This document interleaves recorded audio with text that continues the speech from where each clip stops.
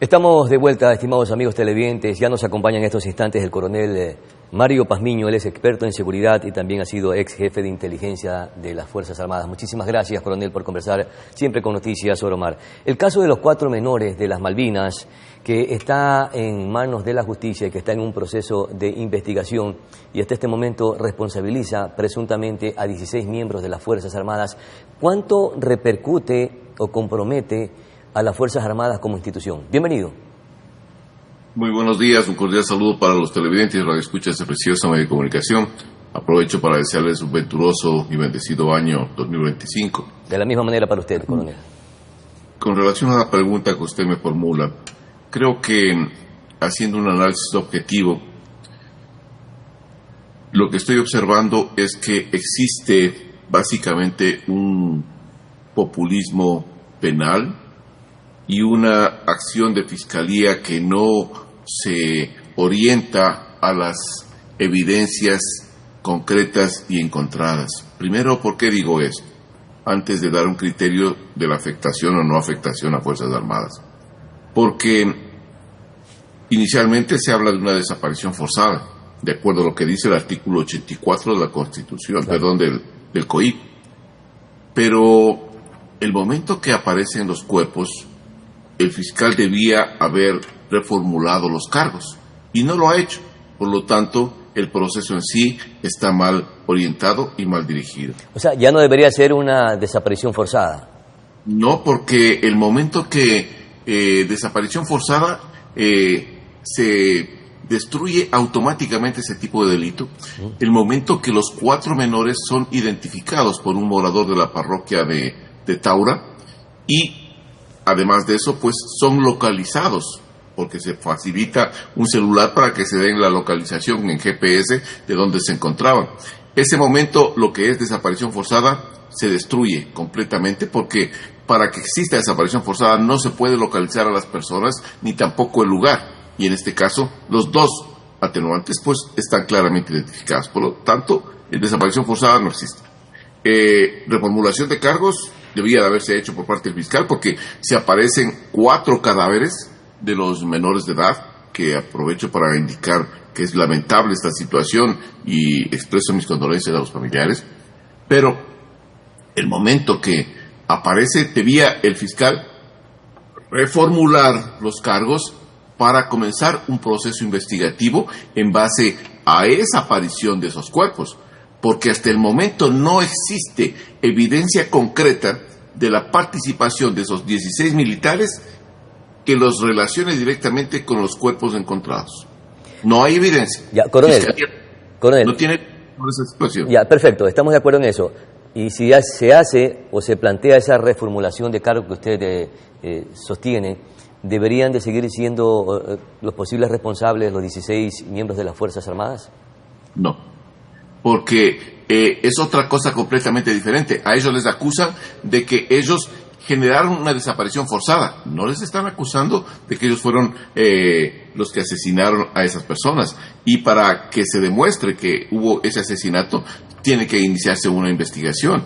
No es cuestión de que existe una presión mediática y el fiscal determina que al momento esos 16 militares pues son los responsables. No hay evidencia concreta del asesinato de esas personas. Más bien lo que existe al momento es otros indicios que apuntan hacia organizaciones delictivas en el sector, porque ese sector es un santuario de varias organizaciones delictivas. Por lo tanto, hay otros actores que pueden intervenir directamente en ese desenlace fatal.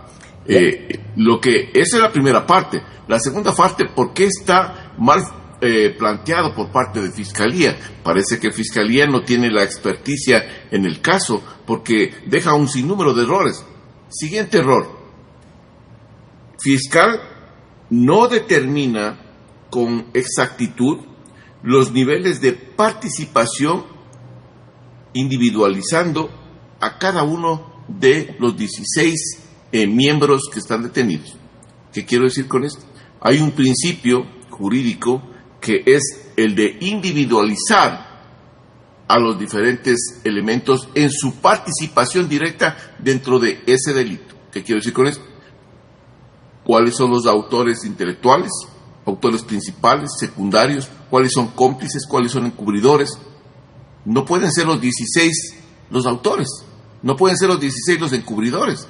No, está mal planteado el tema. Por lo tanto, ahí hay un problema gravísimo de definición, y eso los penalistas saben muy bien, y hay algunas exposiciones de penalistas, abogados, que le están manifestando permanentemente a Fiscalía que está completamente desorientada con relación al caso.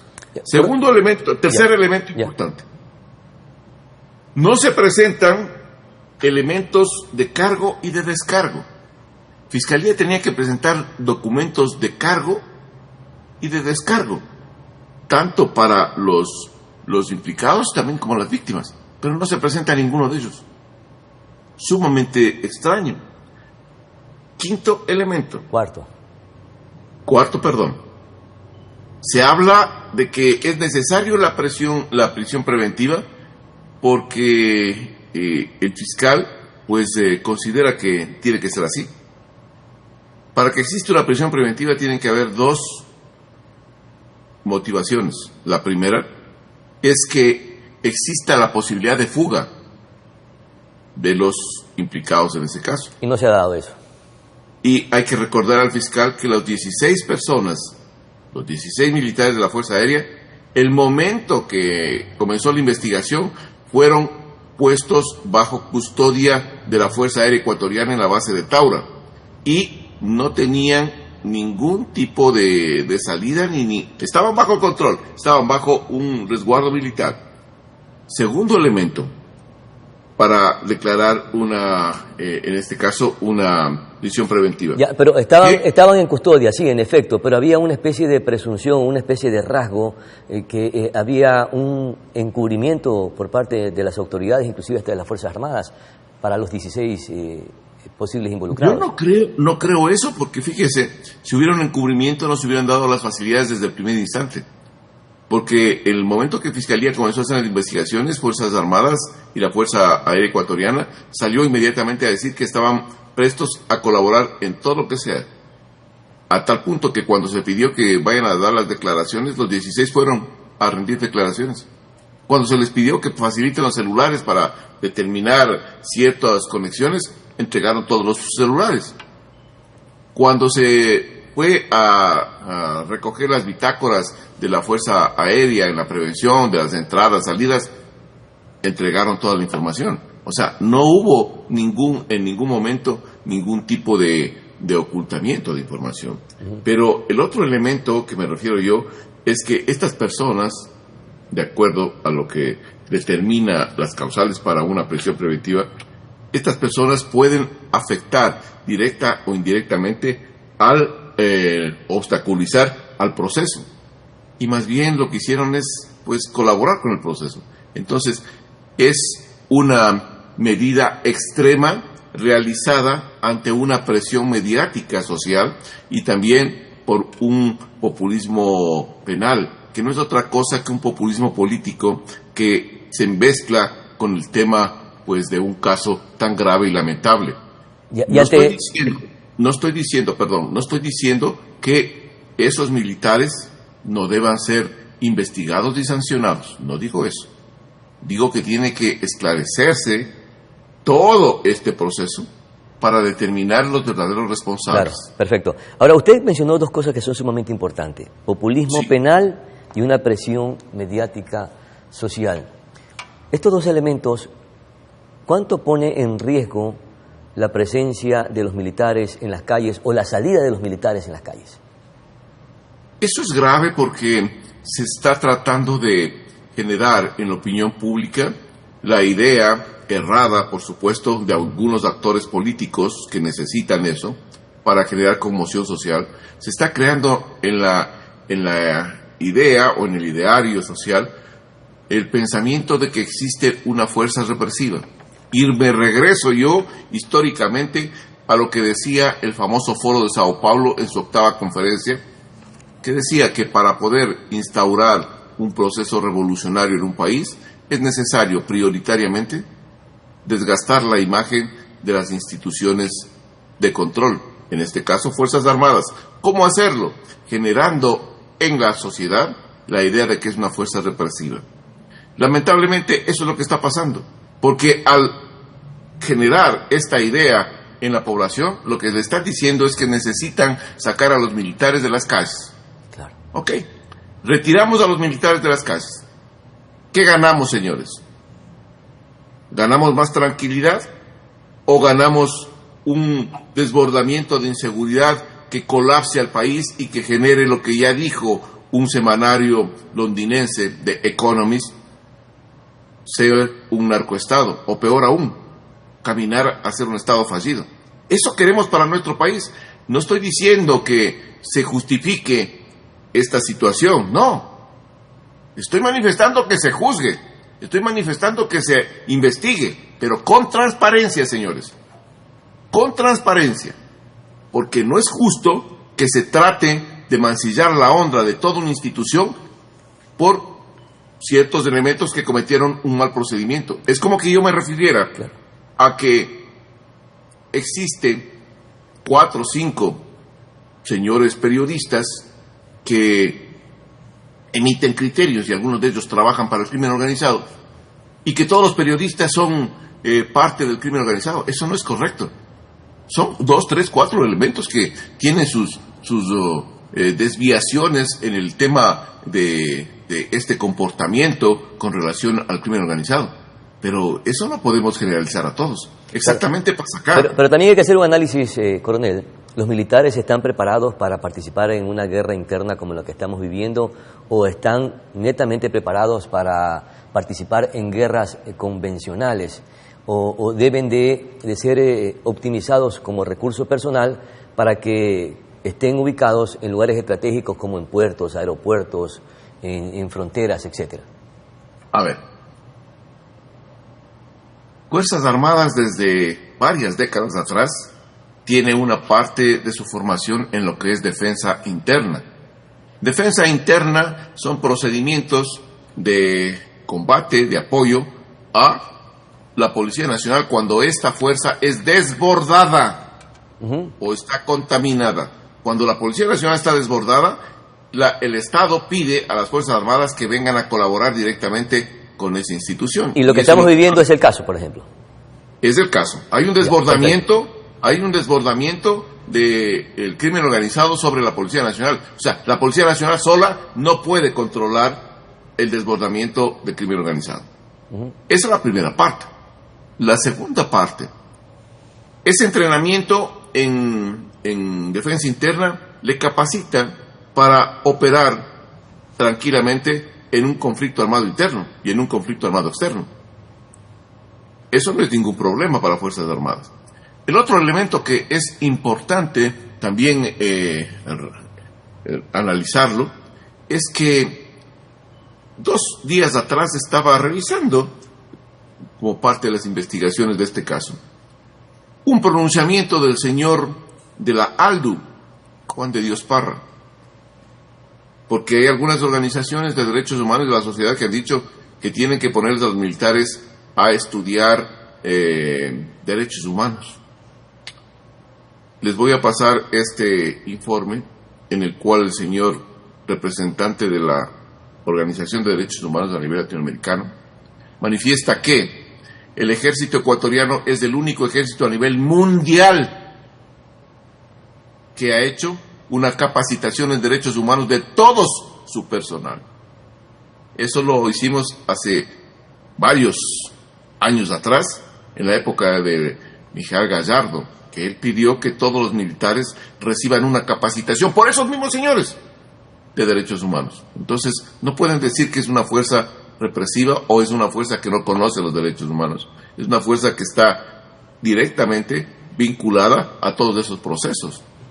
Entonces hay un sinnúmero de elementos que se están metiendo en un escenario, a mi criterio, político. Lamentable, pero es así, y hay que decirlo. Actores políticos tratando de sacar un rédito político. O sea, es una sinvergüencería utilizar el dolor de personas, de unas familias, para tratar de hacer campaña política. Me parece denigrante.